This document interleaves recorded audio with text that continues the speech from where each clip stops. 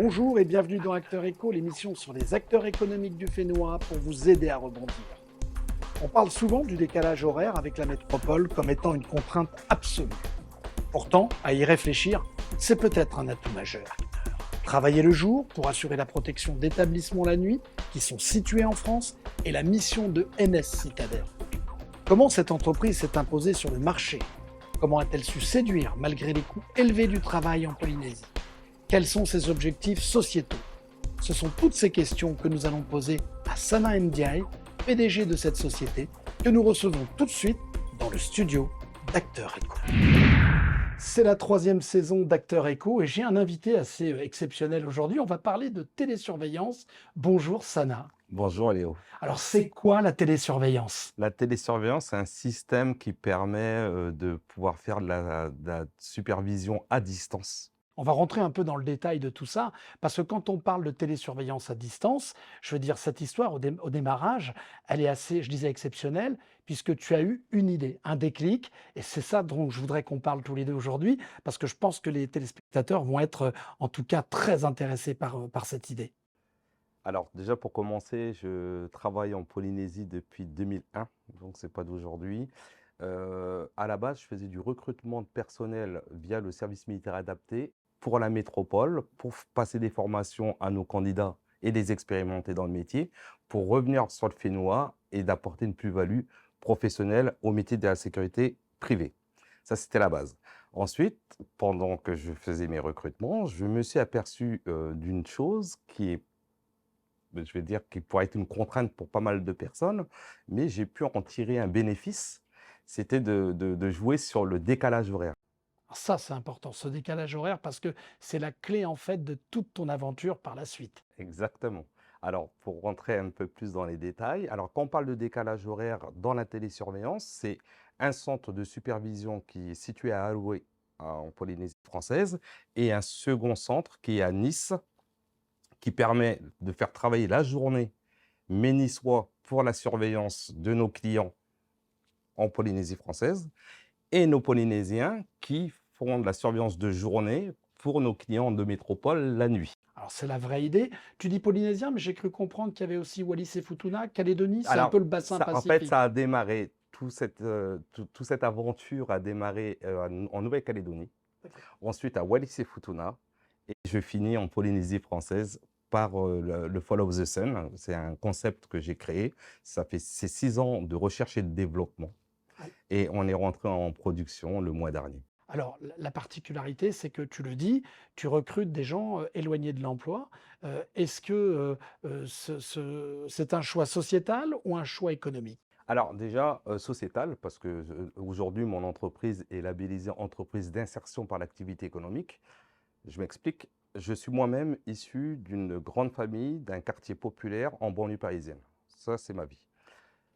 J'ai profité de ce qui a fonctionné chez moi pour justement pouvoir fonder ma famille après, étant donné que je n'ai pas fait de grandes études. Mais par contre, j'ai eu un capital riche, Confiance, et puis un capital de confiance aussi. confiance, et puis riche de part de l'éducation de mes parents.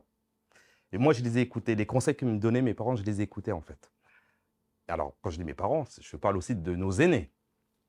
Et ça a été vraiment ma feuille de route. Et c'est grâce à ça que j'ai pu, justement, créer mon entreprise en 1999. Ça fait 25 ans maintenant que j'ai créé mon entreprise de gardiennage. L'insertion par l'activité économique, pourquoi? Parce que je suis moi-même issu de l'insertion par l'activité économique. Donc, c'est l'ADN même de l'entreprise. Mais on a été beaucoup plus loin que de recruter des jeunes en échec scolaire ou éloignés de l'emploi. On a pu intégrer, et ça je remercie énormément Nathalie Salmon d'avoir contribué à ce qu'on puisse faire rentrer en formation des personnes en situation de handicap. Et c'est la première fois que ça se fait en France et dans tous les Outre-mer. Première formation sur le Fénois, 100% de réussite et des premiers CDI à partir du 1er février. Alors là, il y a une question qui se pose tout de suite, parce que je sais que ça peut être une interrogation. Est-ce que les personnes en situation de handicap sont aussi efficaces et impliquées qu'une personne valide? Bien sûr, enfin, pour moi c'est évident. Pour moi déjà, un professionnel, c'est quelqu'un qui est motivé et qui aime son métier. Aujourd'hui, ce que j'ai pu créer avec le Follow the Sun, c'est que ça permet de faire travailler notre personnel en situation de handicap en journée, en station assise. C'est un métier qui est adapté pour eux.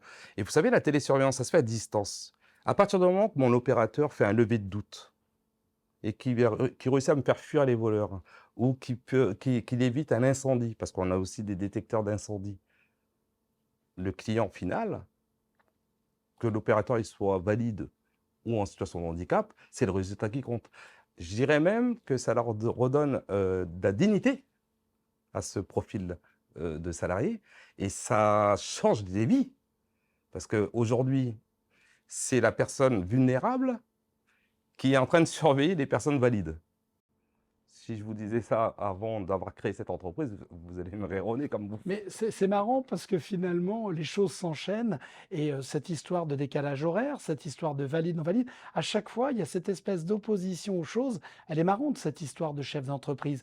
Mais les idées te viennent comment, Sana? C'est en pratiquant et en faisant que tu t'en rends compte ou à chaque fois, il y a un vrai travail d'équipe, de réflexion sur des dynamiques que tu pourrais mettre en place? En fait, c'est la vraie vie. Je gère mes entreprises, mais c'est la vie en fait. On parle aujourd'hui d'être solidaire. La solidarité, déjà, pour moi, ça commence déjà par nos aînés. Qui s'occupe de nos aînés quand ils sont à leur domicile seuls? La télésurveillance et la téléassistance, ça, c'est un moyen électronique. Très bien. Mais il faut quand même de l'humain derrière les machines. Ces humains-là, pour autant donner du travail à ceux qui sont éloignés. J'ai tout de suite pensé aux personnes en situation de handicap.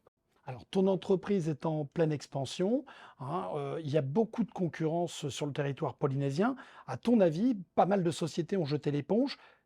Ton regard là-dessus, c'est dû à quoi? Pourquoi certaines entreprises marchent et d'autres ne marchent pas? Est-ce que tu as ta petite idée là-dessus?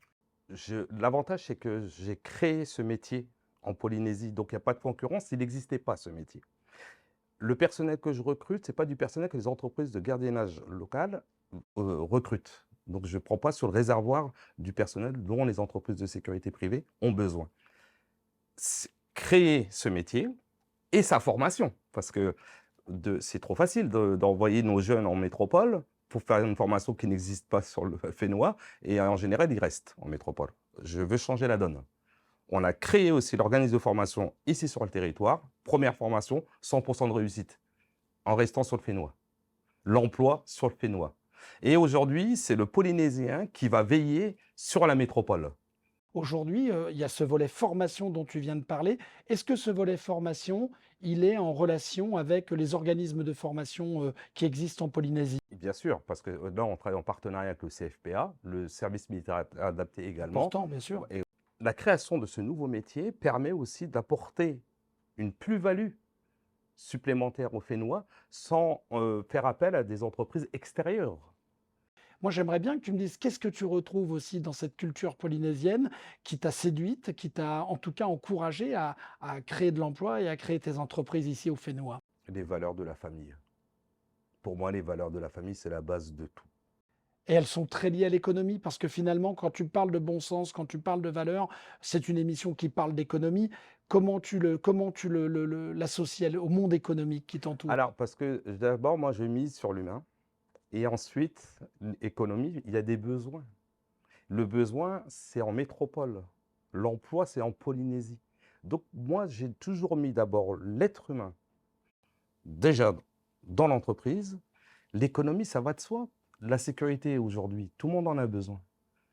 Et mathématiquement, un opérateur vidéo polynésien, avec les 66 millions de Français que nous avons en métropole, il y a de quoi faire, il y a de quoi créer de l'emploi en Polynésie française. On dit que le coût du travail en Polynésie est beaucoup plus élevé qu'ailleurs.